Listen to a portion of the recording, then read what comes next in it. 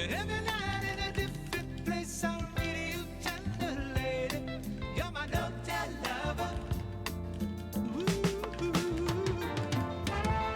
Everyone keeps telling me that this affair's not meant to be, even though I need you night and day. Walk away if you see me coming, even though it's you I'm loving. I want her, I can't leave her, I won't live without her. Oh. I can't leave her, I won't live without her. She's my love. I can't leave her, I won't live without her. She's my love.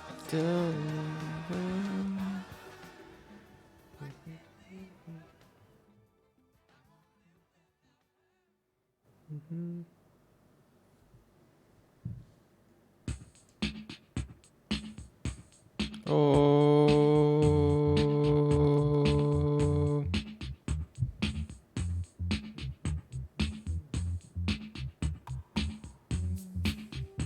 Oh.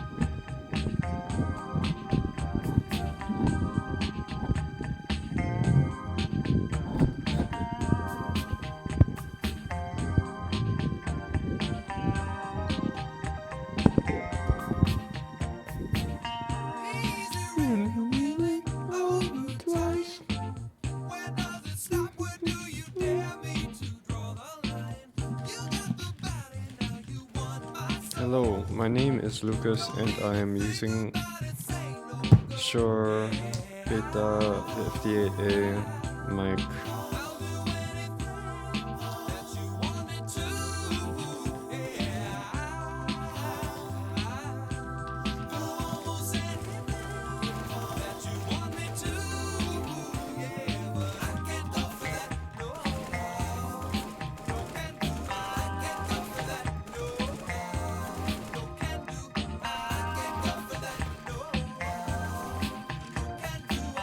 Oh.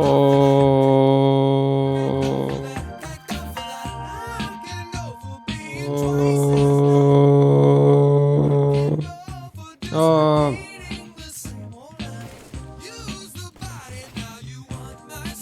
Oh.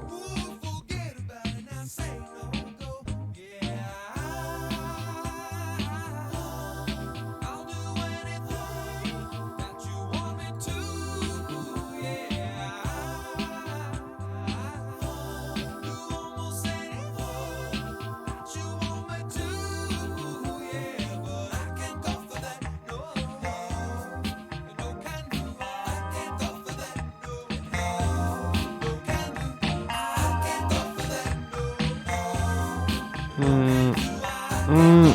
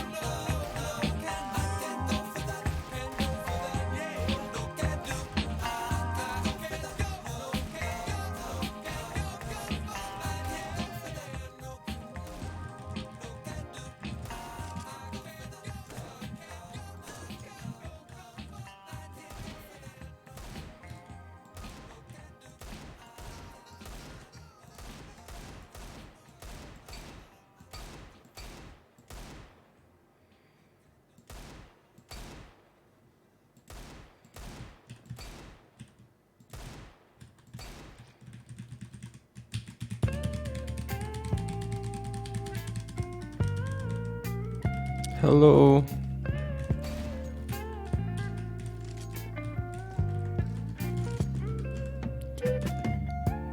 baby hair. Oh. I can feel you watching in the night. All alone with me, we're waiting for the sunlight.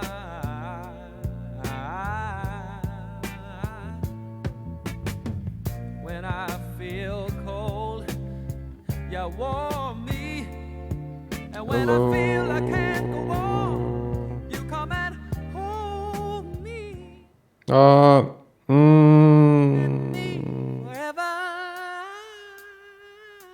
Sarah, smile. Oh, won't you smile for me, Sarah? If you feel like leaving, you know you can I think this is good. But why don't you stay until tomorrow? This is good. This is If good. you wanna be free, you know, all you got to do is say so. And when you feel cold, I warm you. And when you feel you can't go on, I'll come and hold you. It's you and me forever. Sarah, smile.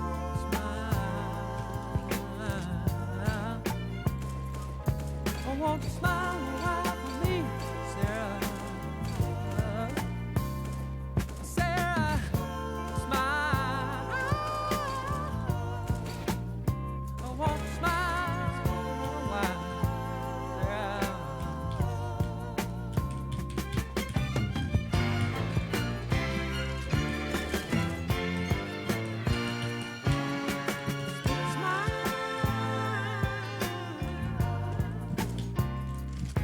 Oh, won't you smile a while for me, Sarah? Oh, smile a while. Won't you laugh, Sarah?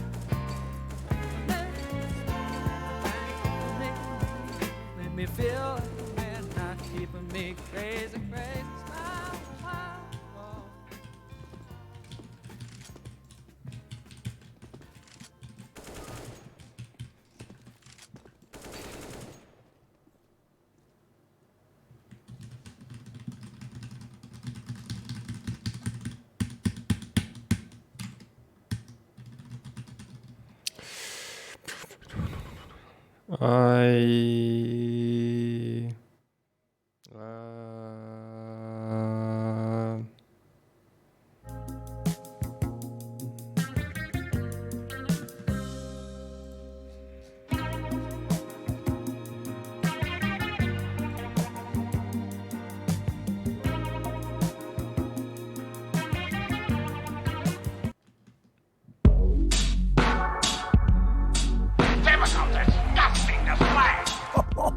Tonight, we got 'em.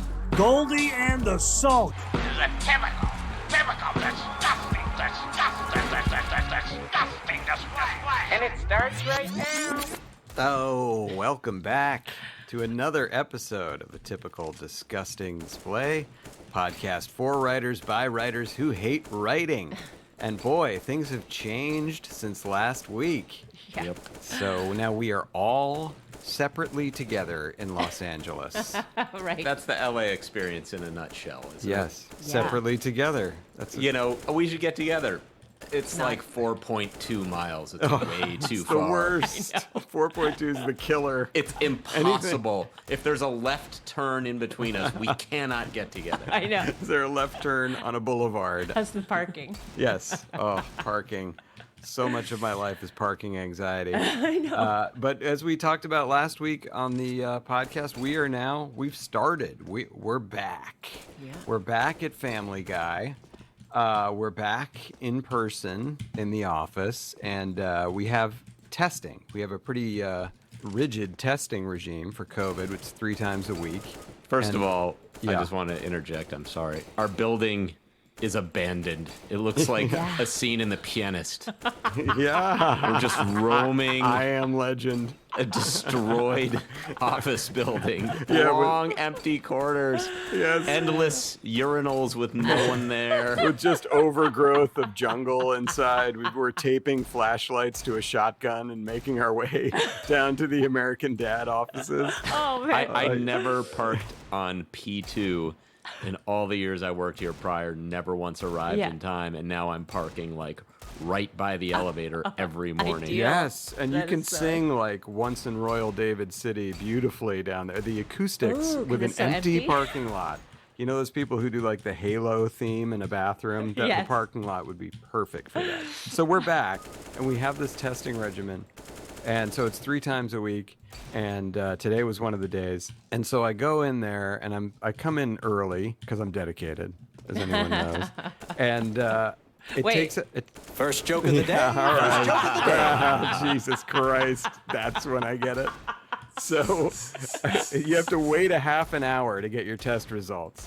And this is sort of a deadly time because you're funneled through the American Dad offices into their little kitchenette. Wow. Where you have to wait with whoever's being tested at the time, and you're all in masks. You don't know them. Which makes no sense. Like, to me, you'd go, we all don't know who's positive or negative. Let's all wait in our individual offices. Nope. Then gather once we know the results that everyone is negative. However, they say, no, let's all intermingle, Yes. get Small the talk. results, then go to our individual offices, which... Look, I'm not in public health, so maybe I'm missing something. Oh, God. Yeah, no, let's have small talk over these, packages of almonds that are the size of like a Masked. football ticket. Masked small talk, although I do judge the younger writers who are just so addicted to their cell phones. Yes, they're Because buried in them. I know how to exist without staring at my phone for every second of every day. I don't know, though. In that room, it's death. You kind of got to look in your phone. So I realized this. So what... And also in that kitchenette, the chairs that they have you wait in they look like the chair that Bobby Knight threw across the floor of that basketball game.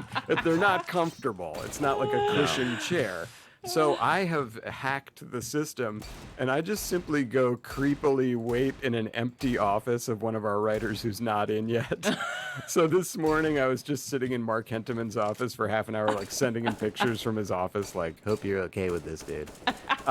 So I'm waiting for a half an hour, and then I get a notice, invalid test. Oh, So I had to do it again. I was over there for an hour. in the testing facility. Yeah, it was not a great kickoff to the Right. day today. But I have to say, it's been really good being back. I mean, I yeah? It's don't been okay. I don't totally agree that it's necessary to be back. But that said, I enjoy seeing the people Oh, yeah. that I haven't seen in a couple of years. That's so nice. Well, you have the benefit of, for better and for worse, is that your family stayed on the East Coast. I went back Monday. My kids went back to Oh, school the same day. So everything is in complete chaos over here. Oh. Everyone's schedule has changed. School, I'm not going to repeat myself, but I saw today that the California legislature passed that high school has to start later. But Oh. school starts so early, and I'm sitting here right now looking at you guys. I have never felt worse in my life. This is the That's worst. so awful. personal I've worst. felt. Yes. Personal that worst. after 3 days of this, we don't cheat. We don't have a nanny. There's no help. Right. We do it.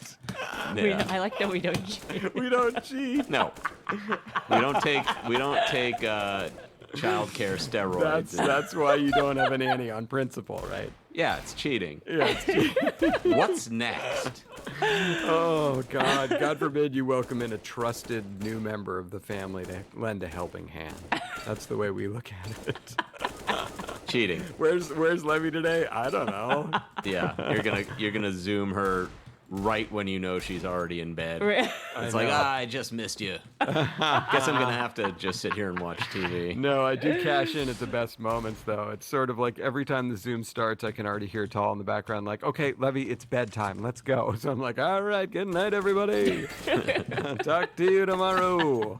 But it's been nice being back in person. And Goldie, we talked about this, and I know you had something to say about it. I knew Family Guy was back on day one when there was an Anne Heche joke pitched, simply just one day after she had passed, sadly. Right. But that's the Family Guy way. And it just felt like, okay, we're back. The room I was in, there was speculation that she may have died and may still be alive, and there was a joke pitched. Yeah, so it was, wow. yeah, and by you. And it was in her, she was in her twilight, and still jokes were being pitched. Oh, wow. But that's how we know Family Guy is thriving, because we are capitalizing on the suffering of others, as we have done so well for so many years. Yes. It's so weird that we're in like an empty mine shaft.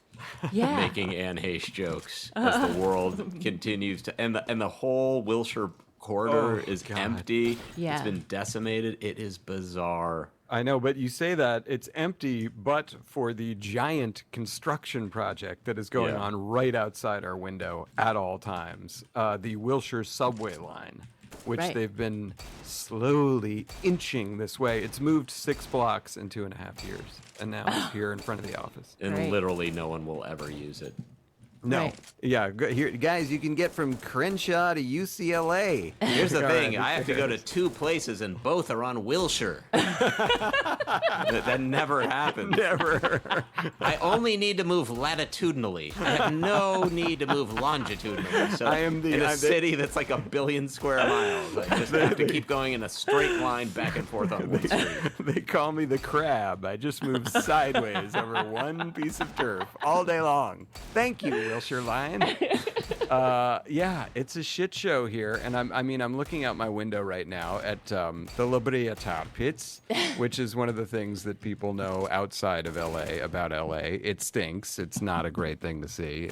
It's okay if you're like a 5-year-old. Then it's kind of exciting. It's worth maybe 10 minutes of your life. 10 minutes, and you will plan a day around it if you come to LA. I know people who are like, we're going to the La Brea tar pits today. I'm like, and? LA as a visitor, in my opinion, you should just go to the beach or go to Malibu and enjoy how nice it is. Because, sometimes you see, some Polish tourists in Hollywood who are clearly under the impression, like, I'm going to go see where they make all the movies, and they're just like staring at that dirty fake Spider-Man in front of the mall across from Jimmy Kimmel. Yeah. And it's just, there's nothing to see, really.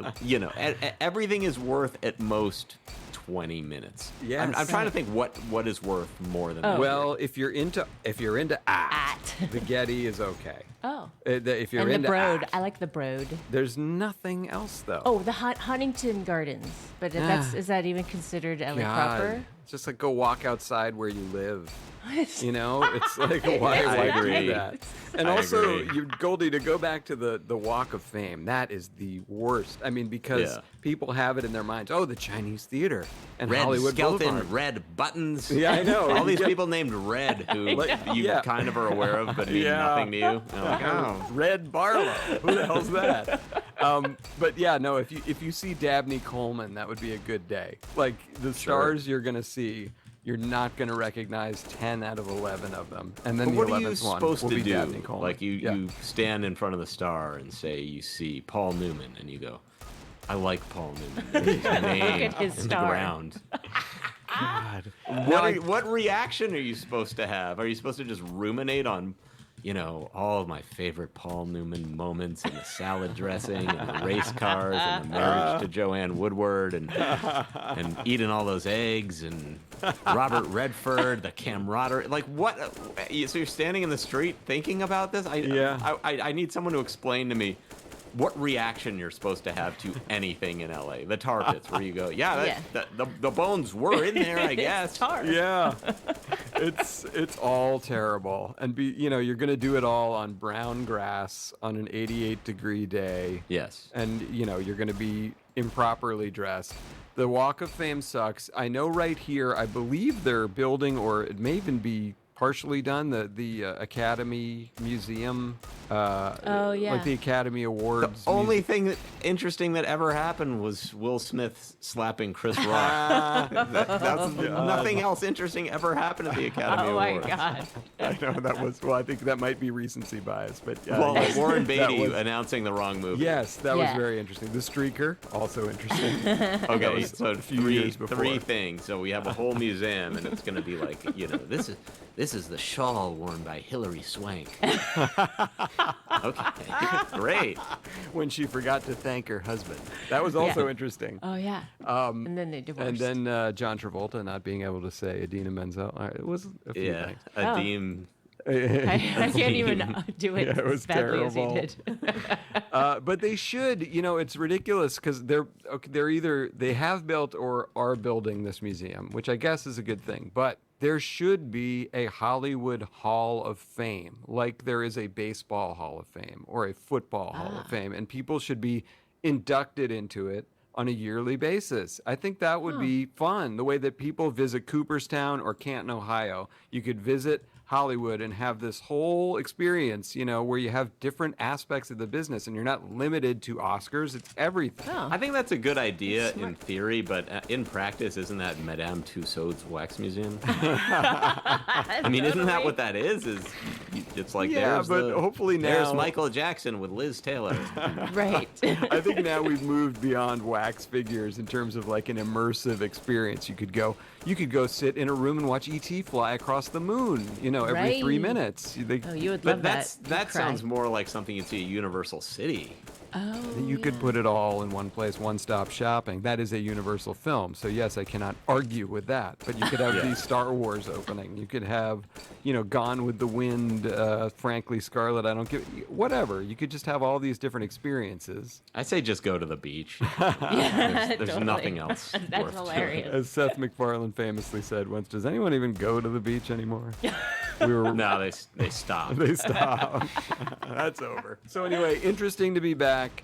Yeah. Fun seeing, certain people in person. It's odd that we have to wear our masks. We get tested vigorously, then we come in and we have to wear our masks in the common areas. So like if we're getting a snack or something, you kind of have to quickly put your mask on and then take it off instantly when you're in one of like 8 areas. So, Well, all these media companies have used COVID as an excuse to strip away every expense. Because I noticed our snack room used to terrible. be like Mr. Megorium's Wonder Emporium. It was anything you can imagine. It was Willy Wonka. It was feast your or Oompa Loompas, feast your eyes on these delights. And now it's like 4 bags of Yeah. Kirkland almonds. yes, that's it.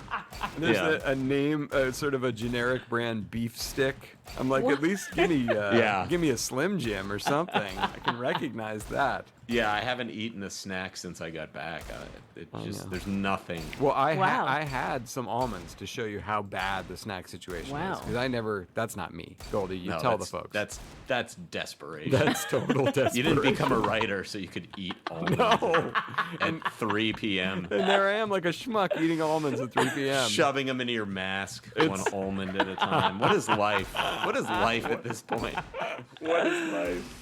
Oh, it just God. is. It's been so hard with getting the kids back and then getting to work in time for that test and then waiting pointlessly for the results. Well, And then starting, and I've already been up 5 hours. I know. You were exhausted today, I could tell. I was. Probably because you kept saying it.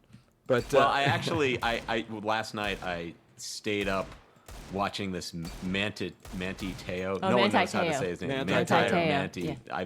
In the documentary, they switch back and Oh, forth. really? Yeah. I feel like even he switches back and forth to mess with people. This documentary, I said I'm going to watch 20 minutes. Of course, I end up watching bet it's so good. basically all of it. And Yeah. it's fascinating. And it made me feel better about myself because I said, I have what I view as all these problems that are pretty significant and sort of emotional issues. But at least I haven't done that. Yeah. Like I haven't just publicly embarrassed an institution by And was that the- saying was a that the fake takeaway? girlfriend died.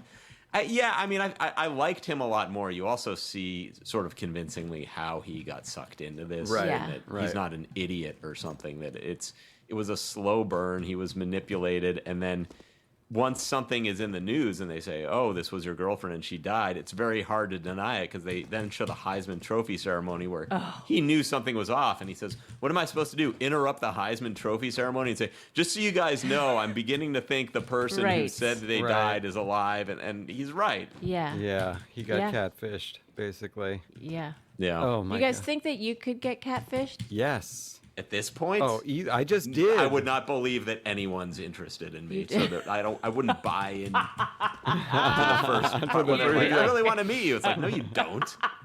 So Bullshit. you're out in the prestige terms. You're out at the pledge. Yes. Yeah, the pledge. You're The out. premise that, like, you're very interesting and I'd love to talk to you. It's like, no, you No, wouldn't. I'm out.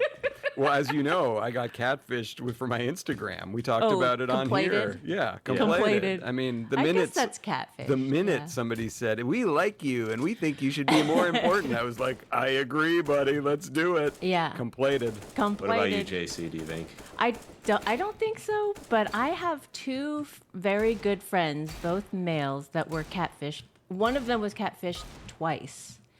And they're both like good-looking dudes, like pretty popular musicians, Yeah. and like money was taken from them, and it was like, messed them up for years. I don't know if they'll really recover from the trust. They have pretty bad trust Oh, issues now. boo-hoo.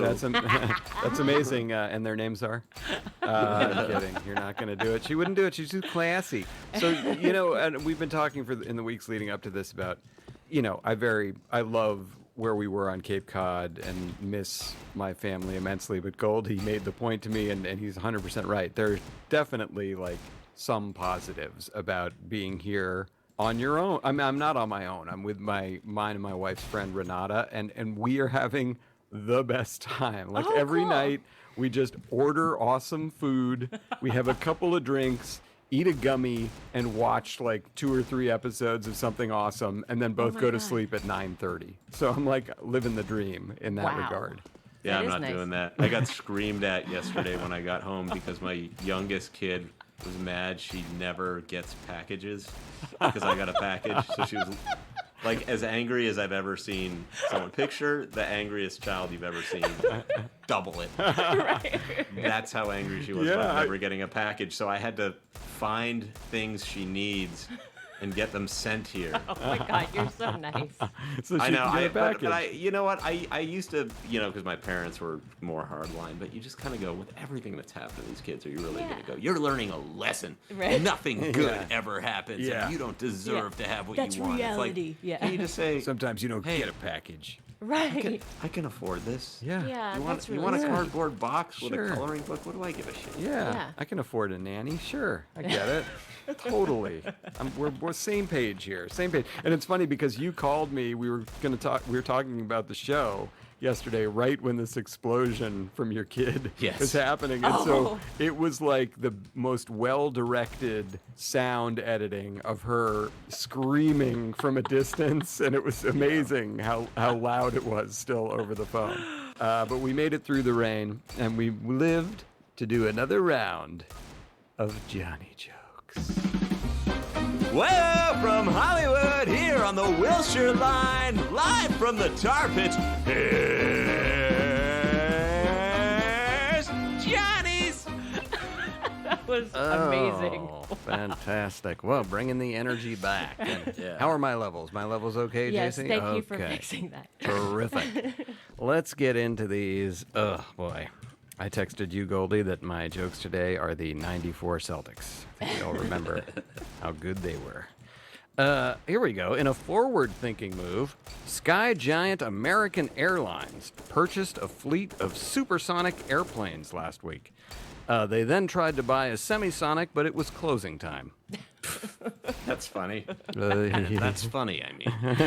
Thank you. Thank you, other Johnny. 90s humor. Yeah. Oh boy, a sad story. Former Princeton basketball Celtics. I think we all remember how good they were. Here we go. In a forward-thinking move, Sky Giant American Airlines purchased a fleet of supersonic airplanes last week. They then tried to buy a semisonic, but it was closing time. That's funny. Here we go. In a forward-thinking move, sky giant American Airlines purchased a fleet of supersonic airplanes last week. They then tried to buy a semisonic, but it was closing time. That's funny. That's funny, I mean. Thank you, other Johnny. 90s humor. Yeah. Oh boy, a sad story. Former Princeton basketball coach Pete Carrill died due to complications from a wound infection. He gone! Yeah. Ironically, the wound was caused by a backdoor cut. He's famous for... I get that. I knew you get would. that. I watched him many a time at my old college.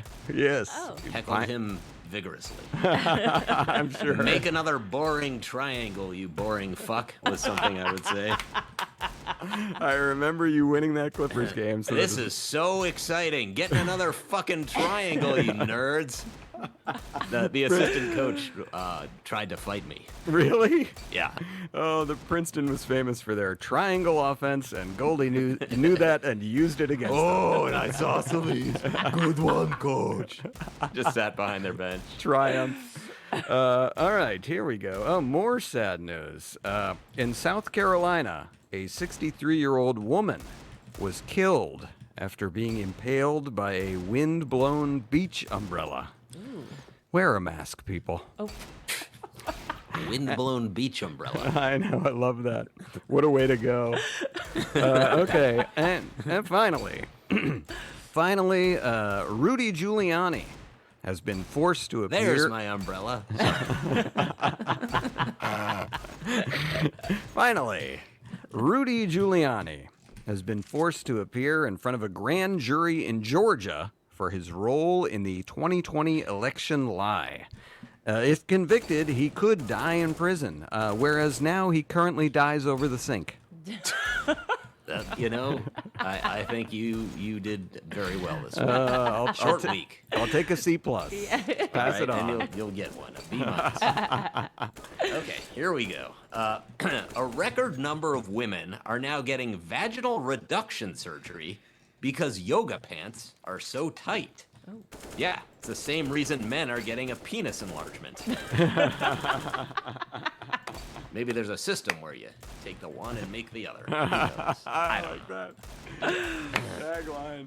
Well, after getting blown out in her congressional re-election bid, Liz Cheney says she's thinking about running for president. And I mean, she actually meets the main qualification to be president. 70% of the country hates her. Okay. That was the biggest speed bump. So we got through that. Okay, You got through. Okay, here we go. In his first preseason game, Zach Wilson, the quarterback of the New York Jets, limped off the field after appearing to injure his knee. But doctors had horrible news for Wilson. His knee is fine, and he has to play for the Jets. Yes. Get him. And finally, Wolfgang Peterson, the director of Air Force One, died this week. He gone! Yeah, he gone. And apparently God said, "Get off my planet."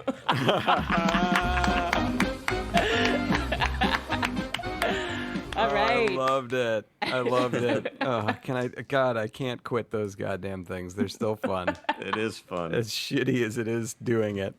Those were funny. So, Goldie, you had suggested what I thought was a very cool theme for today. So, why don't you tell the folks what we want to talk about? So I thought we should talk about the things we would change personally and professionally, things we think we did wrong as a way to sort of hopefully point people to the right direction in their own lives, as well as decisions or things we did that were right or correct.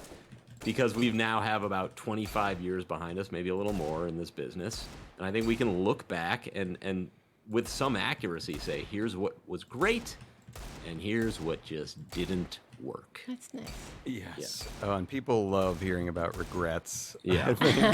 So I can get us started. Sure, go ahead.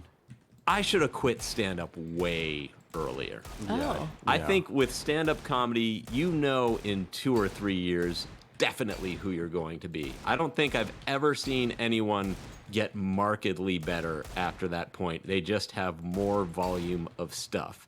I think they can gain fame, but I think you just know what you got. Like Jim Gaffigan was Jim Gaffigan the first time we saw him. Yes. Sebastian Maniscalco was Sebastian Maniscalco the first time we saw him. And I had funny enough jokes. I just never had an actual persona that was clear enough that I would walk on stage and you would say, that's what this guy is. That's what he's doing. And nor did I really want one. It felt like a compromise, but I didn't have the breadth of material to say, like, he's an incredible political satirist. So I wish I had cut bait way earlier, because I chased it for over 15 years, and it was every night sitting in the back of these horrible clubs, watching horrible sets, and I just feel like I could have had more better life and my youth. Wow, It's interesting that you bring that one up first, because I don't disagree with you that kind of early on in cutting bait and all that kind of stuff, which I was fortunate enough to be able to do at exactly the 3-year mark. Be like, bye. Yes. But and you would not, like, I was honest about myself. I'll be honest about you as well. 10 years in, you're not going to be much different, I don't think. No. God, no. No. But here's the thing with you, and I can say this now, is like, and I'm sure you've heard this comparison before, and it's kind of annoying to you, but you think of someone like Lewis Black, right? So he used to go out on stage and he was like the angry man, and he would get out there and kind of curse about politics and this and that. You feel like you could have a niche now as that for families, like for life stuff, because he didn't do that. But like, you're so funny now. Like, when you talk and you just like shit comes out of you, it's really funny. Yes. So not to encourage you to go back out there and trying to shuck and jive for stage time now. That doesn't seem like what you want to do. But I think that if you did choose to do that, or if you put together a one-man show, it would be awesome. Yeah. Well, I appreciate that, but looking at it, that would take an incredible amount of work. It would take people putting me up in rooms, which would be really hard to do. I am almost 50 years old. Yeah. It really is a young person's game. I don't know that I'm what they're looking for. I don't know that a family set in LA is going to light the world on fire. So then you say, well, you have to go on the road. And, you look at people are doing that. Nate Bargatze, people like that are doing a great job. Right. In that sort of niche. And so I just feel like I was such a tweener that I really wanted to get on a late night show. And I got on Kilborn and I got on Jimmy Kimmel. But by the time I got on, it was almost no longer a big deal in the way that I wanted it to be a big deal. Right. And then I came really close to getting on Letterman and didn't get on, which, talking to Dana Gould, he told me, he said, like, that's all he wanted his whole life. And then he did it, and it was good. Right. And we can ask him about it, but it's not... You put so much of your life and time into it, and the returns are so small. And so I had an opportunity when UCB was starting up, and it was Amy Poehler, and I think Ian and Matt Besser and Matt Walsh. And I remember when they started their first class, and I said, I don't really want to spend $210 for someone to teach me to be funny. And it's like, I could have been at the ground floor of UCB. I just wish I had explored these other avenues, because the people who went through this improv training, I think, did really well for themselves as performers. And comedy shifted under our feet, where I almost feel like stand-up is kind of uncool now. Yeah, unless you're like one of 10 comics, yes, it feels like stand-up it seems like a vast wasteland, Well, I think I've said this before on the podcast, but 10 people become millionaires and everyone else goes insane. Right. Yeah, and that makes sense. Sharp, don't say that. There you go. Well, that's a very honest assessment of time spent. And I'll add on, in a similar era for me, I wish that I had been a little more self-aware when I was working at Saturday Night Live. I think I have this version of my career that didn't happen, sort of the sliding doors version, where I did work at Saturday Night Live. And I think that when things go wrong in your life, you have this tendency to kind of like look for other people to blame, and I say like, oh, Regis Philbin's daughter took my job, or Steve Higgins didn't like me. Mm-hmm. And instead of sitting in it and saying like, well, why didn't Steve Higgins like me? And was it perhaps that I was, and I know this to be true, that I was had such a sense of entitlement that was unearned at that time just because I had gotten a job on Saturday Night Live. I felt like I had made it. I felt like I was on the way to being a writer there. And I think that had I become a writer there, these people that I kind of bristle against now, like the Tina Feys of the world, where I say like, yeah, screw her or whatever. Like, first of all, she's an undeniable comedy genius, and she's Yes. great. Yeah. She's done amazing work, but I am jealous because I felt like I should have been in that world. And I felt like if I got a job on Saturday Night Live, then those were the people I would have continued to love, and I would have been a 30 Rock writer, you know, or a Parks and Rec writer, or an Office writer, and I would have been on the Emmy side of the business where everybody's heaping praise on you, as opposed to on this side of the business, which is Fox and Family Guy, which is a very different thing, even though we're so lucky to be on a show like Family Guy that's lasted as long as it has. The prestige side of it, in the kind of Hollywood sense, in the award sense, is not there at all. Well, what do you think you did wrong when you say you want to be more self-aware? Can you Well, expand on because that? I think that I sat there with my feet up on the desk getting stoned because everyone was, and I thought it was cool, but I wasn't hyper focused on making sure that I got everything right for everyone, which I should have been in that position. You know how, especially now, when you encounter assistants or production assistants or interns, and looking at them the way that you want them to act, and when you see them acting that way, like they're thinking about the show, they're tying up loose ends, dotting I's and crossing T's, you respect that. And I think I was just a guy who, had a beard and long hair and got stoned with the cast members and thought like, I'm fucking here, man. You can't take me out of here. And like, instead of actually really continuing to work as hard as I could to stay there, which I didn't do. And I think in the end, it came back and bit me. So I regret not doing that. I had a little bit of the flip experience on Conan, because I've talked about how I was an intern there and worked on the 5th anniversary special and how I got to be an intern there. But I don't think I ever talked about how it ended for me, which was... So I had developed a relationship with the monologue writers, and they were super nice to me, Chris Albers and Janine DiTullio. Very nice. And I said to them, hey, I'm interested in being a writer. Would you mind if, before I get to work, I write jokes? Would you just look at them? I'm not trying to get on the show. I just want to know if I'm in the ballpark for what I should be doing, or I have no talent for this and should go fuck myself. So I would get to work every day at like 6:30 or 7 a.m. and write like 20 jokes, and they would look at my jokes. And then one day, Chris Albers said, hey, I really like this joke. I'm going to submit it to Conan, and if he uses it, you'll get $75. So I was like, that is amazing. And he didn't have to do that. I mean, it was just... Very nice. Like an unbelievable gracious opportunity thrown my way.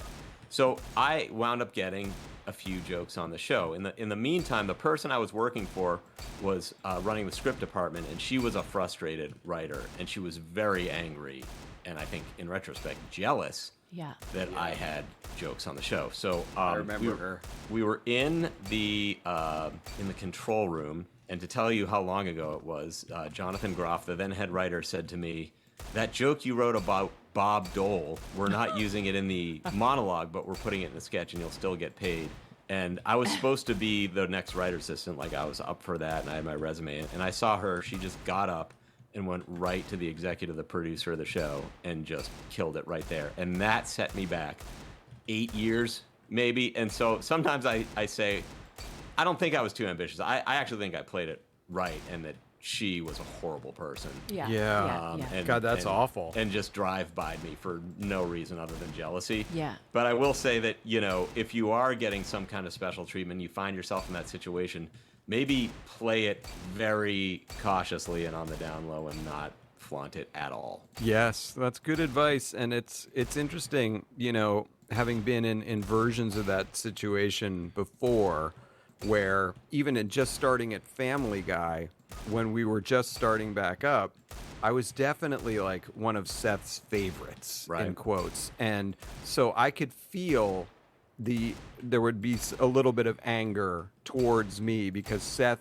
whereas so many jokes would bounce off his forehead, it felt like he was listening to me a little more and was kind of in tune with what I was saying. Yeah. And so he would put stuff in that I would pitch, and I think that some people felt like that wasn't cool. So you're right. You have to, in those situations, like play it very politically, sort of delicately and kind of tiptoe around that stuff. But to get to another situation that I definitely have regrets about is Dads. I mean, Dads was so fun. We had a great writer's room, again, anchored by Goldie, who was just an absolute, Lancelotti, hitting minor league home runs day after day to no fanfare. And we had a great room with Tom and Max. Tom and Max, as you guys know from our podcast, how funny they are. And Mike Scully, again, he's hilarious. And on. We had a great room. We had the full support of the network on that show. That was the show they were pushing comedy-wise that year. And I feel like we just failed to deliver. I think that I suffered from maybe fun in the room-itis, where we were so intoxicated with each other in that room. There was so much laughter that we felt like there's no way what we're putting out isn't great. And then when it kind of was feeding back to us that maybe it wasn't so great, I certainly chose to ignore that and continue plowing ahead with the way we were going, when maybe a kind of pivot might have worked in that situation. Yeah, I have a similar thing. It is difficult to know how to play that. And, with both my shows, which were pretty rapidly canceled, I regret that I didn't pursue renewal harder and let everyone know how serious I was about it. I should have. I was so passive in my deal. Like, I got a deal and then I didn't understand what you're supposed to do in a deal, and I waited for it to become clear to me. Hey, like, how much am I supposed to be pitching? Who am I supposed to be pitching to? What genre am I supposed to be pitching? I should have just come in with an agenda and said, here's what I'm doing. I want to do this show, I want to do this show, and I want to do this show. Right. And I want to collaborate with this person, and not waited for them to say, hey, can you help out on this show or this show? I should have said, you signed me to a deal, and I have a vision for how this is going down. And I regret, with Making History in particular, not saying, hey, get me a meeting with Dana Walden. I know we're not even on the bubble, like we're canceled. I want to go in there and beg for the show and tell her what I plan to do. Right. Like fight for it. Yeah, and I should have done that with both my shows. I think, you can get this mentality, you can get beaten down so much that you say, you know what, they're just going to do what they're going to do, and like, look at all the stuff on TV. It's obviously not the right stuff. And I would just say, you should always keep something in reserve to keep fighting. I feel like I didn't do that. I let my energy get away from me, and I'd be down to 0% battery, and I would turn off at the end. Yeah, no, and also I would just to add to that, because I'm definitely in touch with that emotion, and I feel like one of the things we have in common is that neither of us, we don't want to cause a problem, and sometimes to our detriment. Like you said, going in to fight for the show is an aggressive, confrontational move. And I think sometimes, as you say, like whatever the events of life or the day or the show are, it kind of beats that instinct out of you to say, like, I'm just not going to bother Dana or Johnny Davis. I'm not going to go in there. They know I like them, and I know they like me, and I'm just going to be quiet and do whatever they say. Well, you start to think that the right move is to say nothing, because then you're a good corporate teammate, and that, maybe you'll be rewarded down the road because they'll say, hey, he got a bad turn there. Maybe we can do a good turn here. That doesn't happen. Yeah. Right. Yep. No one remembers. No one remembers, hey, they were cool. But maybe if you fight, you can at least say you fought. And, a lot of people's jobs were on the line, and I just should have fought harder. I didn't. I mean, I can point to extenuating circumstances. This will actually get me into one of mine. I can point to extenuating circumstances that my second kid was born 5 days before the pilot of Making History, and I was just out of sorts, overwhelmed. I wish I had my kids earlier. Oh. Yeah. I think that it would be so much easier as a 49-year-old to have a 16-year-old and to go, and you're going to be going to college, and then I'm going to have these 50s that are going to be unencumbered. Because you have the energy for a baby in your 30s, and as you hit 40, like, it's so hard. I'm so exhausted this week. Oh, I'm sure. Oh, I love my kids. I'm glad I had them, when I did, but if I could rearrange my life, Like you a know, and timeline. slide different Yeah. index cards different places, I would say just give me the kids at 32, 34 Right. when I Yeah. when I have entered. You know, there's a couple corollaries to this. That another one being, if you make any money, no matter what the stock market is doing, no matter what real estate is doing, buy a house and put your money in the stock market. Yes. Yes. And let it sit there for years and years. Because Yes. when we were on Kilbourne, I went in, when I started the job, I had 10 grand in credit card debt. I paid it off the first month. And then I remember, you know, I rapidly, within 6 months, had about 70 grand in the bank. Maybe I was living on very little. I was single and, you know, Yeah. I had a Vespa I was going around on. Yeah. And I went to Marina Del Rey one day and there was an open house and it was this condo that opened right to the beach. And it was a amazing. 2-bedroom condo. The front was all glass. It was beautiful. It was $550,000. Oh, I could have easily afforded it. I could have Wow. Today. easily 3.5 million. Yeah, I at mean, least. Yeah. At least. And all I had to do was believe in myself a little bit. Yeah. Yeah. And I just didn't. Or I could have just, you know, I bought Apple at 40 and sold it at 49. Oh, I literally just told this story last night. I bought Apple at 8. I was working at Dora the Explorer, and I would take every week I'd get paid, and I would take a chunk of it and buy 2 to 5 shares of Apple every week for months. Yeah. And I did this when it was about 80, so twice the amount that you had paid for it. I let it, I didn't forget about it, but I just set it aside. I didn't think about it. And then Stu and I decided to start looking for apartments to buy in Brooklyn. And we just did it without really thinking about how we were going to pay for the down payment. Right. And then when we found the place, we were like, I guess we can ask our parents. I don't know if they can even help. And then I went, oh my God, wait, let me go look at my Apple stocks. And they were up to like 300 a share. That's unreal. And Yeah. so we bought property with that. So it's like, oh, Jesus Christ. Yeah. Crimea River. So you have the right way of doing it. yeah. Oh, You yeah. know, that's what you should do. And I I did. know. I played it wrong at every turn in so many ways. And you know, it's hard to have the confidence in yourself that you're going to get to keep working. But it's like if you can't buy real estate, just put it in the market, and 20 years later, you will have a ton of money. Yeah. Yep. Just You don't actually touch it. gave Dennis McElroy, the editor, the color editor, you gave him advice to buy in Atwater Village. I did. And he did. Yeah. That's good advice. Yeah, it was one of the first things he said was, Goldie told me to invest in Atwater, and he did. That was great advice. So you give good advice. Everyone's getting Didn't do rich. it myself. God bless him. Way to go, Dennis. Yeah. Oh, that's funny. Well, so, I mean, we've had a few regrets, to be sure. But I agree with you on the kids thing. You know, I mean, having kids in your 40s and in mid to late 40s even, it's, you know, some days I barely have the energy to sit in the next room while Tall and the nanny handle everything. Oh my God. I just can't. It's like I can hear them. And do I turn the TV way up? Is that obnoxious? Oh my God. So yeah, it's exhausting. It's exhausting to even think about. Did you have any more regrets, Goldie? Because I did.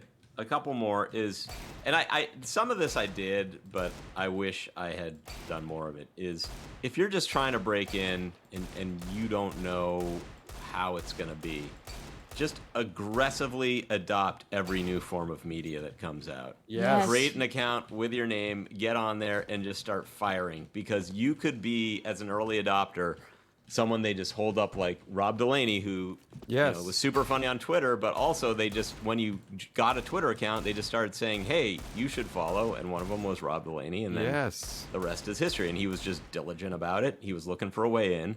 Yep. And he got a way in. And I did that with Twitter. I didn't do that with other things. And, you know, the ship has sailed on a lot of things. We started this podcast way too late. Way too late. I know. But I would say get in early. And by the same token, I would say, and this kind of ties in with, you know, cutting bait on stand-up, I would say the second you know you want to be a writer, start piling up scripts, because people think it's interesting to help an ambitious 24-year-old, but like a 32-year-old with a script is nothing. And someone in their 40s with a script is like almost a problem for you to figure out what to do with them.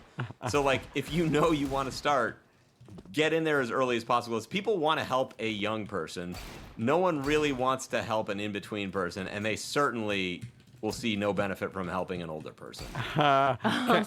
Counterpoint, I will say that, just to be fair, that the scripts we get, they don't say people's ages. Of course. You'll read it, and if funny is funny when you're 45 or, 35 or 25, hopefully, you'll get a shot. But Of course, Goldie's I'm right. saying- Once you're aware. In my personal life, like, I was just doing stand-up till I was, like, in my 30s. I don't think I had a script until I was 32. It's like, had I stopped doing stand-up, maybe taken some improv, just started writing scripts, and moved out to L.A., which is another big regret of mine. Yeah. It's like, just be out in L.A. as soon as you can. Start writing scripts as soon as you can. Because there's such an advantage to being young, not just because you have the energy, but because people see you as new and they're more likely to help you. And the older you get, it's not that you can't do it or it's wrong or it's bad. It just, if you have the benefit of being that young and you're just kind of sitting there and drinking and being lazy, don't do that. Yes. Right. That's great advice and a great point. All right, so in summation, regrets, we've had a few. But you know what? We're doing all right. Yeah. We're here Yeah. talking to each other, making each other laugh. What do you got, a Lloyd situation there? And you work on, you guys are writers and the showrunner, Family Guy. Like, people worship this show. I know. Nothing's ever good enough, though, right? It always could have been different. I picture an office that has like 4 Emmys on a shelf somewhere instead of like a Teen Choice Award that Seth didn't want. So somehow it ended up, Lloyd. oh, look, Lloyd, cameo. Hi, Lloyd. Cameo. Oh, Lloyd. What a cutie. What well, a sweetheart. I bet you don't regret Lloyd. That's No. No. Get a dog as early as you can. Yeah, There's get a another one. dog as early as you can. And also, something Goldie told me, which we both love, is follow Kook Slams on Instagram. Oh. One of the best sites you'll ever come to. Is it Kook? Kook Slams. Very, very fun stuff. Cool. All right, so it was fun to talk about those. Shake out a few of the cobwebs there. Yeah. But now, let's get to a portion of the show that we like to call Top 5. Top 5. Oh, love that. Okay, and that might be in our category tonight. Who knows? So, the category today, which was mine, was these are the top 5, might be the best song ever. So again, to clarify, we're not talking about Let It Be and Yesterday, which, yes, we know everybody's heaped praise on those songs. It's these certain songs that you hear at certain times and you're like, God, I love this song. Like, how great is this song? Yeah. So I'm interested to hear what you guys had to put on your list. So JC, as the music person, do you want to go first? Sure. I mean, I really kind of didn't understand, but maybe I did. So I just... You did. Just go on feeling, on instinct. Okay. Well, my number 5 is Automatic by the Pointer Sisters. Oh, I love that song. And you totally get it. You nailed it right out of the box. Okay. That is absolutely one of the great, underrated, underheard songs. Yeah. Like...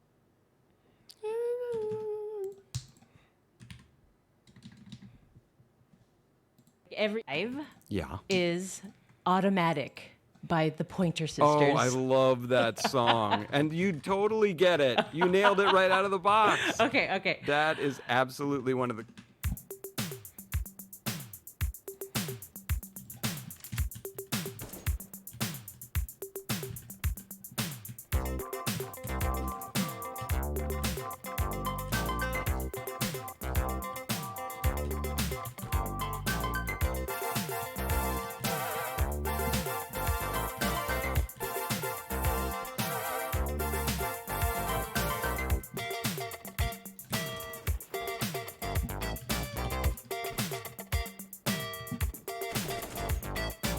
Look what you're doing to me.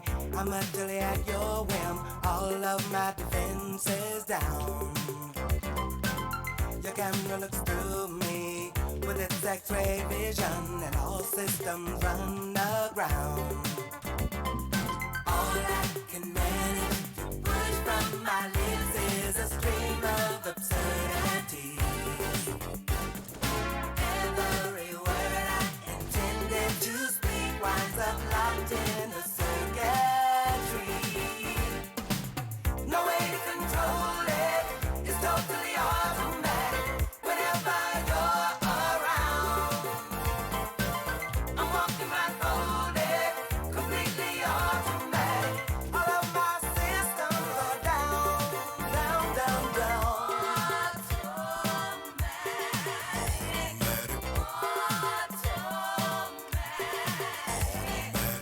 What is this madness that makes my motor run? My legs too weak to stand. I go from sadness to acceleration like a robot at your command. My hands perspire, shake like a leaf, up and down goes my temperature. I summon doctors to get some relief, but they tell me there is no cure. They tell me no way to control it. It's totally automatic whenever you're around.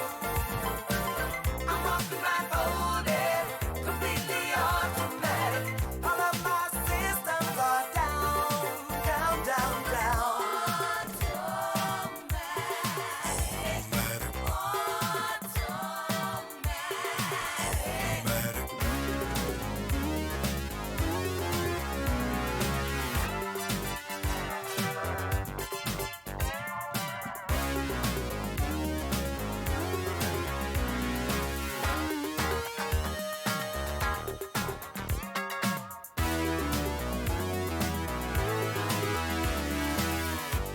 Absolutely one of the great underrated, Every underheard ti- songs. Yeah, like I mean, but it was wasn't it a huge hit? I just feel like it But was. it doesn't get play. Yeah, Yes. right. I feel like it's a Prince song. Right, but like pre-Prince, maybe? Because I think he wrote it, but What? No, I I don't- I thought maybe he wrote it. I thought they were older, but I don't know. We can look it up. How's Yeah, that? that was on their album from like 1983 or 4. So Oh, it's who possible am that I Prince wrote Of that. course, you know these things. Yeah, maybe. Then my number 4 is "This Is How We Do It" by Boy, that's Montel good. Jordan. That's a great one. Oh, Okay, so I guess I understood the you assignment. did. The parties here on the west side. Yes. Yeah. Every time it plays, I cannot. And you know,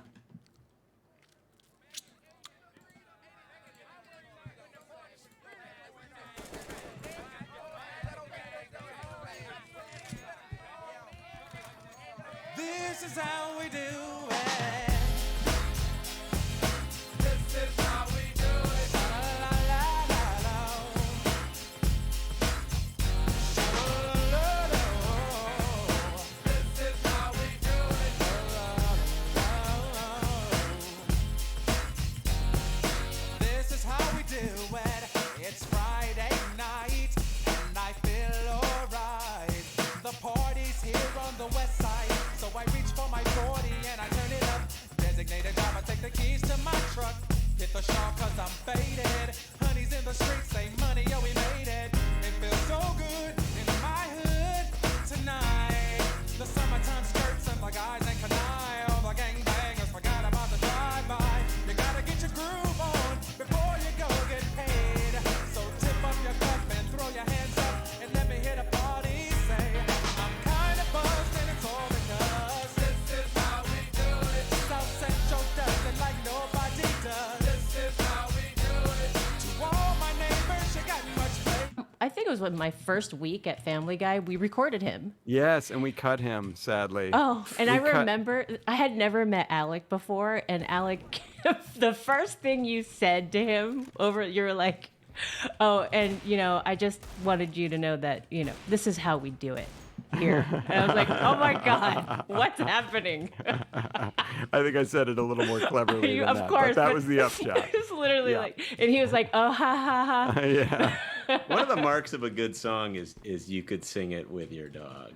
This is how we do Do, it. do, do, do, do. Lloyd. This is how Lloyd does it.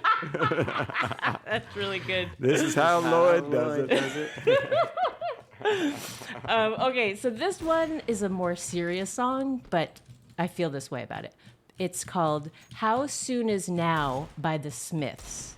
Yeah. The That's a guitar, great oh my one. God, it every time the guitars come in, I just feel like it's so You're unique. so emo.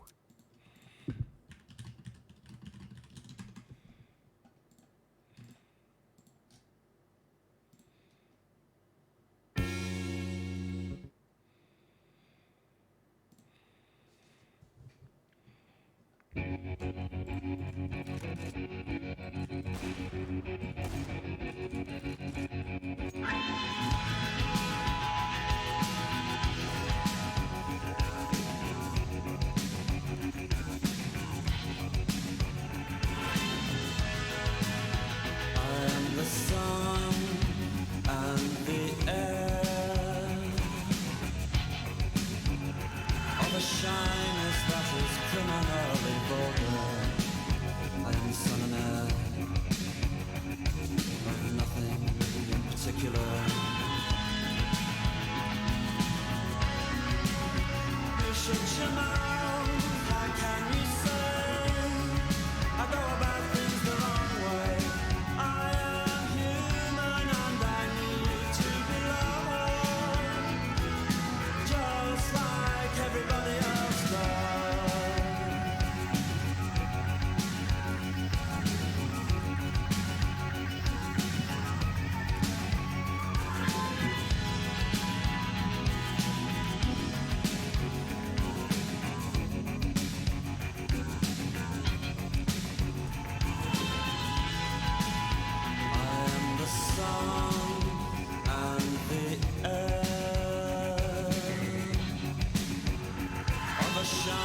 That is criminally vulgar. I am the sun and air of nothing in particular. You shut your mouth, how can you say I go about things the wrong way? I am human and I need to be loved, just like everybody else does.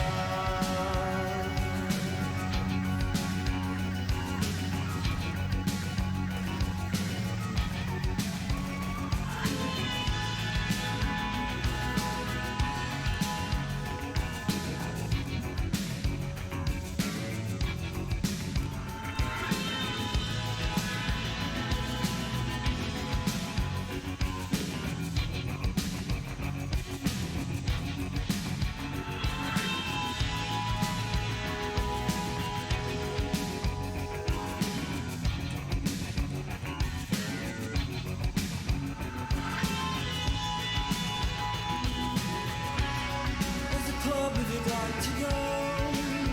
You could meet somebody who really loves you. So you go and you stand on your own. Oh. I'm sorry, Mar. Okay, now back to the trend, which is number 2, Everything She Wants by Wham. Oh, yeah. Oh my God. Yeah. Yeah.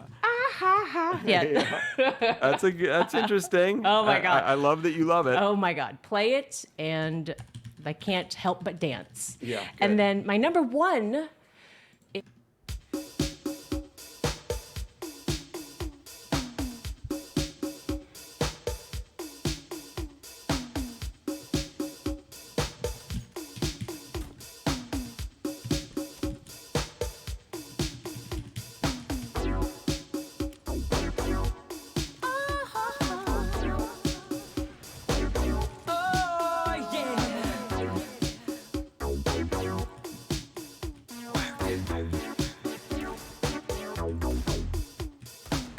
Somebody told me, boy, everything she wants is everything she sees. I guess I must have loved you, because I said you were the perfect girl for me, baby.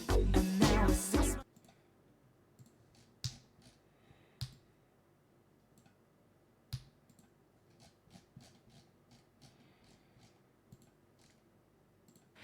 is a song called Valerie that was produced Steve Winwood? by Mark Ronson but sung by Amy Winehouse. Oh. Deep cut. Yeah, maybe. I don't know. Every time I hear it, it's just like this song is don't know so that. amazing. I'll send you a Yeah, you'll have link. to send a link.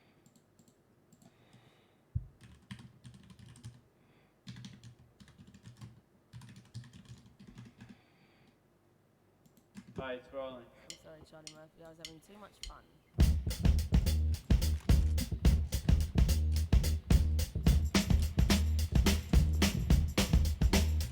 well, sometimes I go out by myself and I look across the water and I think of all the things what you're doing, and in my head I paint a picture. 'Cause since I come home, well, my body's been a mess, and I miss your ginger hair and the way you like to dress. I want you to come on over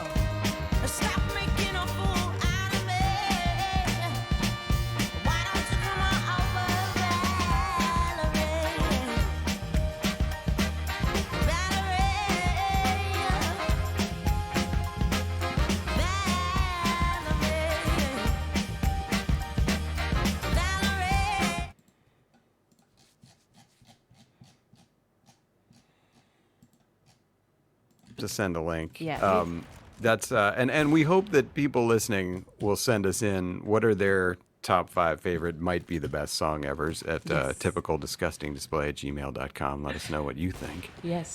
Goldie, what do you think? You want me to go? Yeah, I'll go because Okay. you're gonna hate mine. No, I won't. I love music. Number 5, Kokomo. No, shut the fuck up. You're not doing this again. I just love Kokomo. I want to be there. But I'm waiting for number 4 now. No, the rest is Okay. I take it seriously. Thank God. Number 4 is Under Pressure. That's a great Ooh, song. goosebumps. Great song. Sorry, go You know, ahead. that's I got goosebumps just thinking about it. by the way, that's a song Seth claimed he had never heard when he had to record it. There was supposed to be him singing karaoke with his Terminator robot twin. Oh, yeah. And they were going to It's sing. very hard to sing, in his defense. Well, it's very hard to sing, but it's almost impossible to say you've never heard that song. Yeah. But are you going to argue? No. Nope, didn't argue at all. Number 3 is Bust a Move. Oh, it's great. That's a great nice. one. When are you mad you hear that? Yeah. Number 2, and this is for anyone who's ever lost someone, Dance with My... Bust it.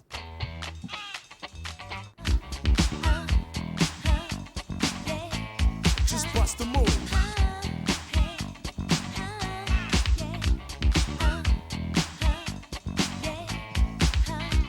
You're on a mission and you're wishing someone could cure your lonely condition. Looking for love in all the wrong places. No fine girls, just ugly faces. From frustration, first inclination is to become a monk and leave the situation. But every dark tunnel has a light of hope, so don't hang yourself with a celibate rope. New movie showing, so you're going. Could care less about the My Father, Luther Vandross. Oh. I don't think I know that Wow. song. I know that one.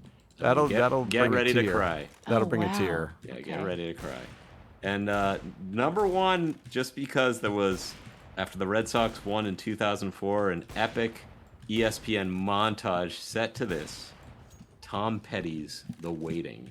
Oh, yeah. Nice. That's a great song. Yeah. Like that's just a very good song. All right, good list. Great list. All right, number 5 for me, Okay. Walking in Memphis. Oh. Yeah, it's good. Yes. God, I love any song that has like a breakdown where it's like just the guy singing and then everything comes back in. I'm all in on That was also one of... 5 for me. Okay. Walking in Memphis. Oh. Yeah, that's good. Oh, Yes. God, I love. Oh, yeah. Nice. That's a great song. Yeah. Like that's just.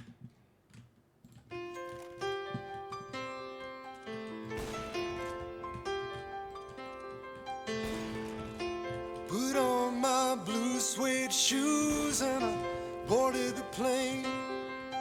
Touchdown in the land of the Delta Blues, in the middle of the pouring rain. W.C. Handy, won't you look down over me? Yeah, I got a first class ticket, but I'm as blue as a boy can be. Then I'm walking in Memphis, just walking with my feet 10 feet off a beam.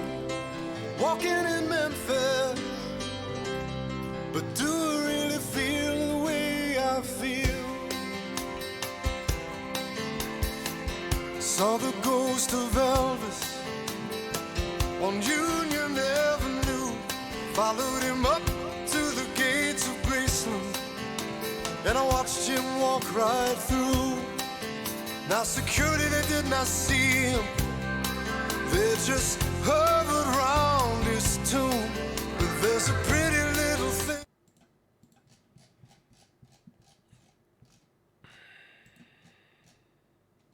It's just a very good song. All right, good list. Great list. All right, number 5 for me. Set. Oh, I Aw. know that one. That'll Get bring ready a to tear. cry. That'll Oh, bring a wow. tear. Yeah, Okay. get ready to cry. And number 1, just because there was, after the Red Sox won in 2004, an epic ESPN montage set to this, Tom Petty's The Waiting. Oh.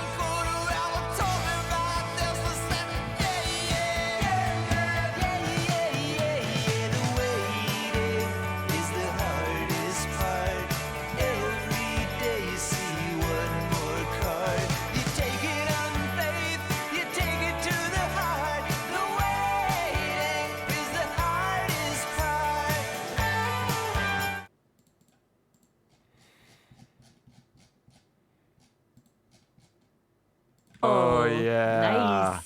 That's a great song. Yeah. Like that's just a very good song. All right, good list. Great list. All right, number 5 for me. Okay. Walking in Memphis. Oh. Yeah, it's good. Yes. God, I love any song that has like a breakdown where it's like just the guy singing and then everything comes back in. I'm all in on That was also one of those CDs you buy and then you're just mad at the rest of it. yeah, you just play the one song, and Yeah. I can still picture his jeans on the cover of that CD. Yeah, he he wasn't even close on anything else. No, and he nailed Walking in Memphis. Yes. It's unusual. Okay, here's kind of a weird one, and this could be, the parent and me talking. There's a song from the kids' movie Trolls Okay. by Justin Timberlake called Can't Stop This Feeling. Oh yeah, I love that song. I love that song. Like when that song starts, I'm moving. I'm moving. I around. gotta see this. I may play it next time I see you. You should. You want to see this guy move? Play it. He's moving. Number 3, went back for kind of an oldie here, a song that for some reason it's like I'm carried along a wonderful river during this song. A song by Three Dog Night called Old Fashioned Love Song. Yeah. Just They have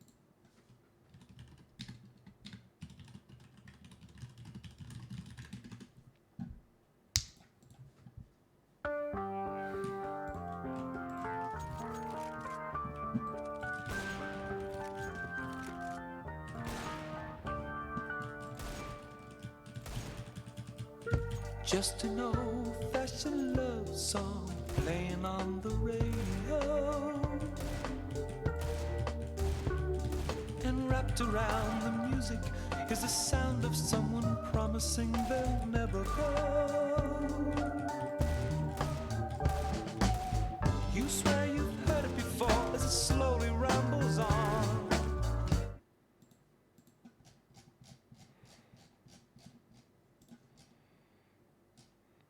Yeah. Just they have an a few of those. that- old-fashioned love song that's playing nice. on the radio. Love that one. That's a nice Love song. that. Number 2, maybe the song with the most hooks. You know what a hook is, right, JC, in music? A hook. Come on, Eileen. No, well, that's a good one. Funky Town by Lips Inc. I yes. mean, when Won't you sometimes take you me listen, I listen to that song and like section after section of that song, I'm like, that's perfect. They nailed that, and that's great. Okay, we keep going. And number 1, Big Change, the emotional side of the sulk comes out here. Arthur's theme. Oh yes. Moon and New York City. Oh. Come on.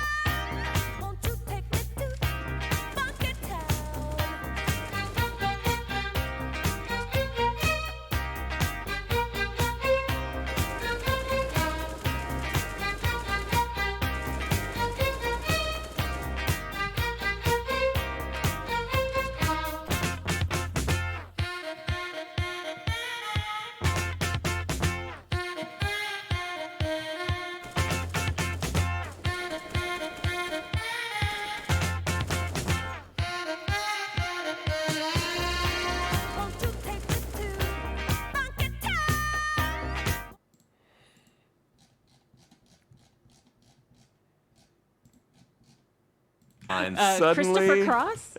yeah. Suddenly, my pants are rolled up above the ankle. I'm splashing in the surf in Malibu.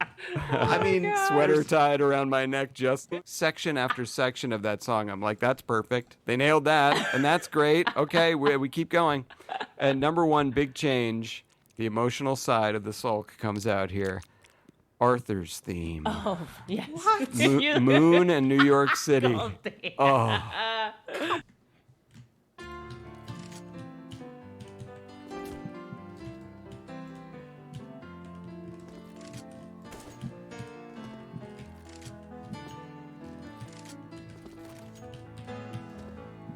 Once in your life, you find her, someone who turns your heart around, and next thing you know, you're closing down the town.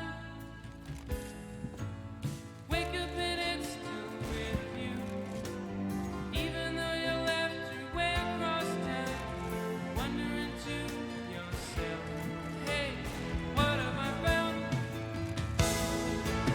When you get caught between the moon and New York City, I know it's crazy, but it's true. If you get caught between the moon and New York City, best that you can do, best that you can do is fall in love. Arthur, he does as he pleases.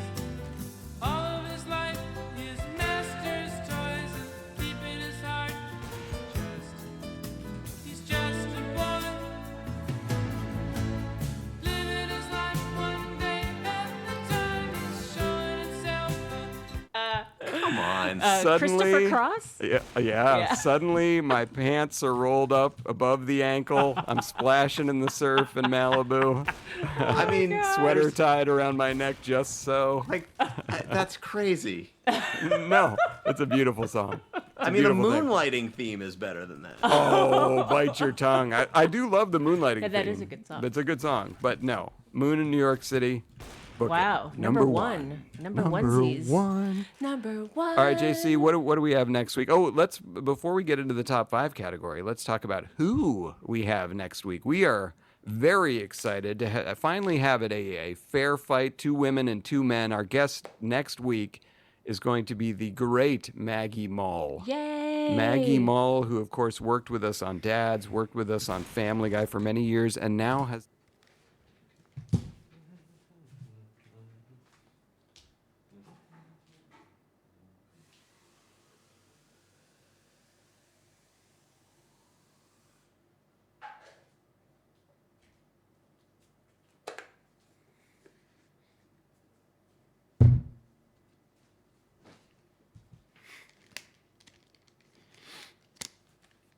successfully launched her own Hulu show called Maggie, Yes. which everyone's just going apey over Yeah, this show. I loved it. She might be here just to tell us off, like 20%. I know, and she'd be right, and we'd have to take it now. Yeah. That's the pecking order has been reversed. It's funny because the woman I'm staying with out here in California, Renata, she works at Netflix. And she said to me last night, Ted Sarandos, who's like the head honcho over there, loves the show Maggie. Oh, wow. So, That's so we cool. can hit Maggie with that news, and we'll talk to her about a lot more next week. So we're very excited. And for she that. is our second female guest. I don't know if you... Yeah, Okay, let's good, not just- shine a spotlight on that. That doesn't seem like anything Look, to I thought you celebrate made about. It seem like she was the first one.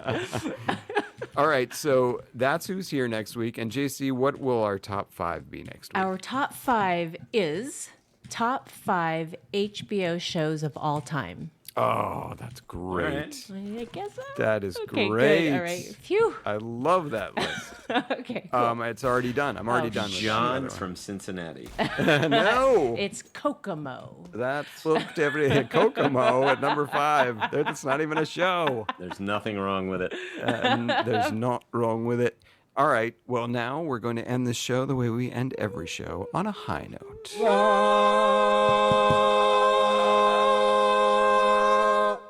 thank you, Tom and Max. And boy, thank you again, Tom Gamble, for last week when you came in and just blew us away with that comedic drum solo And about Max your joining at the movie surprise pitch. join. Yes, Max was a surprise join. And did you notice Tom came equipped with sound effects? He had the siren for when Max was approaching. I was playing the siren. Oh, that was very well done. I was picturing Tom like playing it on another device there.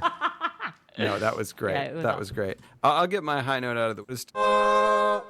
Thank you, Tom and Max. And boy, thank you again, Tom Gamble, for last week when you came in and just blew us away with that comedic drum solo And about Max your joining at the movie surprise pitch. join. Yes, Max was a surprise join. And did you notice Tom came equipped with sound effects? He had the siren for when Max was approaching. I was playing the siren. Oh, that was very well done. I was picturing Tom like playing it on another device there.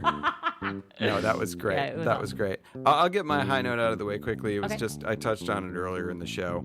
As much as I kind of dug my heels in about not really wanting to be back, I do enjoy seeing you, Goldie, and everybody else on the Family Guy staff. It's been nice being back in a room, laughing in person again. That's nice. It's a good feeling. That's not my high note. I didn't think it would be. You want to go? You want to go? So I've been kind of going through it psychologically a little bit. There's just a lot going on. And one of the things that's just been sort of a buoy in the ocean of anxiety and just rage and difficulty is there's this podcast called The Cure for Chronic Pain. And the woman's name is Nicole Sachs. And I recommend if people are dealing with chronic pain and they think there might be psychological issues, just she had this summer series. It's probably 10 podcasts or a half hour each. And the first one, she talks about her dog dying and how you deal with that and let it go. And she really puts herself out there in a way that I think you listen to podcasts like that, the people just take an authoritative tone without ever throwing their own problems in there. And she went into difficulties she'd had with her son and her dog, and I just found it immensely helpful. So it's I beautiful. recommend That's really nice. What's it called again? The Cure for Chronic Pain, Nicole Sachs. And I actually think we should try to have her as a guest at some point. Yeah, I mean, she sounds great. I mean, I can tell by your reaction. Yeah. All right, good high note. And JC, what do you got for us? I have a high note. Guess what? Guess who it's about? No. So. Vetus Garolitis.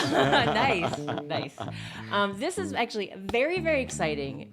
The first single of Stu's very first solo project called, the EP is called The 40 Hertz EP, drops tomorrow. Cool. This episode will be released on Monday, but it's the very first single. It features Patrick Stump. Oh, yeah. From Fall Out Boy. It is Patrick Stump sings, he plays all the horn parts in it, and Stu wrote and produced the music, just like he did for the rest of the record. And it is a very exciting time in our lives right now because of this record that he's been working on for the past year and a half. Awesome. Yeah, I'm very That's great. excited. Yeah. And so where could people listen to that? Everywhere. It's on Spotify, Apple Music, YouTube, basically anywhere you can hear music. And also you can visit StuBasieBrooks.com where you can listen to the music there as well, or purchase the 40 Hertz merchandise. There's hats and hoodies. So it's very exciting. I know. Wow. That's great. Congrats to Stu. I'll That's tell him. amazing. Very exciting. Well, that's a good way to wrap up this week. We'll all be listening to that song tomorrow, I'm sure. And you, JC, I'm sure we'll listen to it many, many times. Millions. Awesome. Well, thank you two for being awesome as always. Thank you all for listening, and we will talk to you again next week. Next week? That was fun. Typical disgusting display.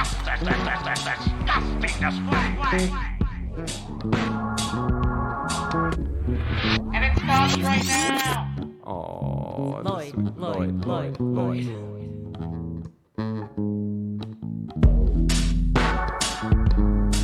Typical disgusting display. Tonight, we got 'em. Goldie and the Sulk. This is a typical disgusting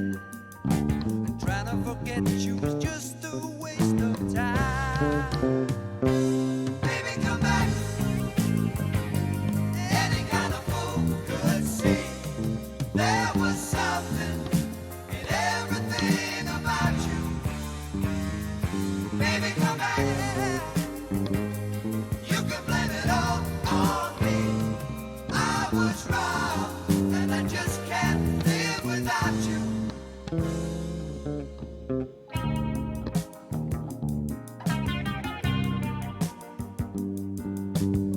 day long, wearing a mask of false bravado, trying to keep up a smile that hides a tear. But as the sun goes down, you get that empty feeling again. How I wish to God that you were here. Baby, come back. Any kind of fool could see there was something in everything about you. Baby, come back. You can blame it all on me. I was wrong, and I just can't live without you.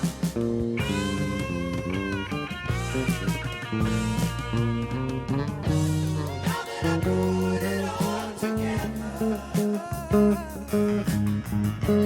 give me the chance to make you see.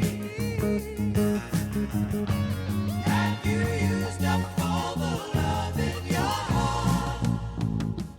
Nothing left for me. Ain't there nothing left for me? Baby, come back.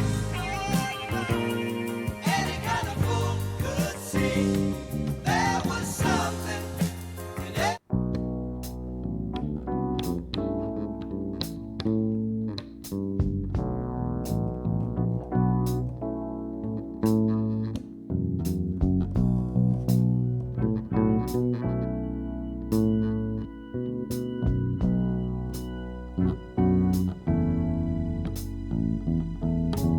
Look at us, baby, up all night, tearing our love apart.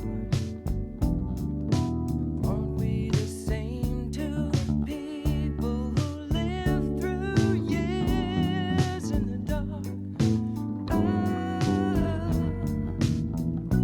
Every time I try to walk away, something makes me turn around and stay, and I can't tell you why.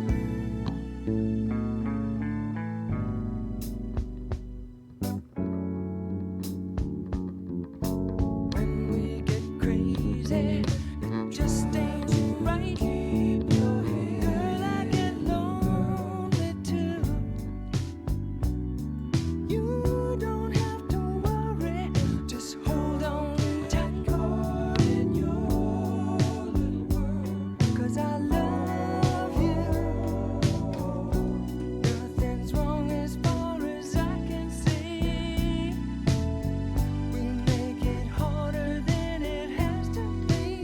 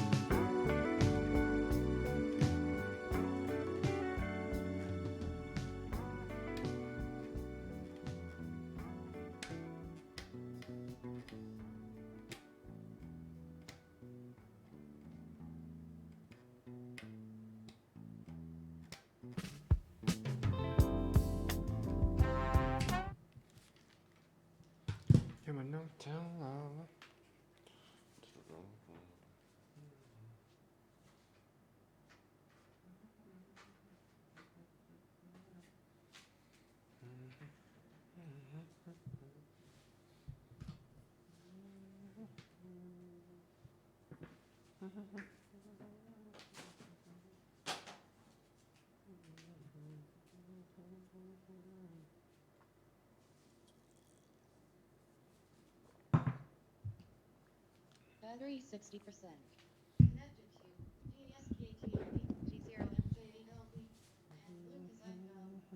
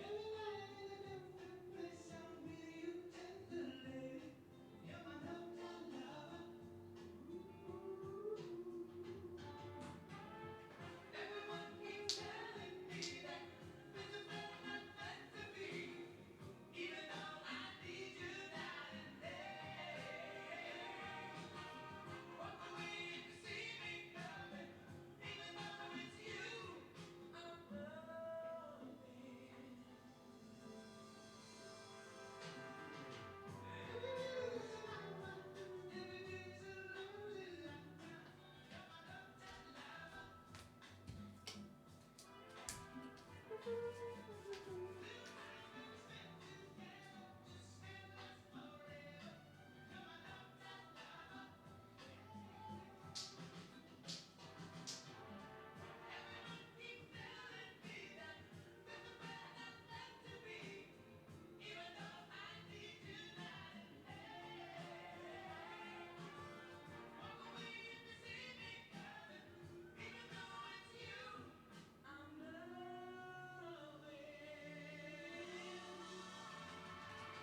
One time.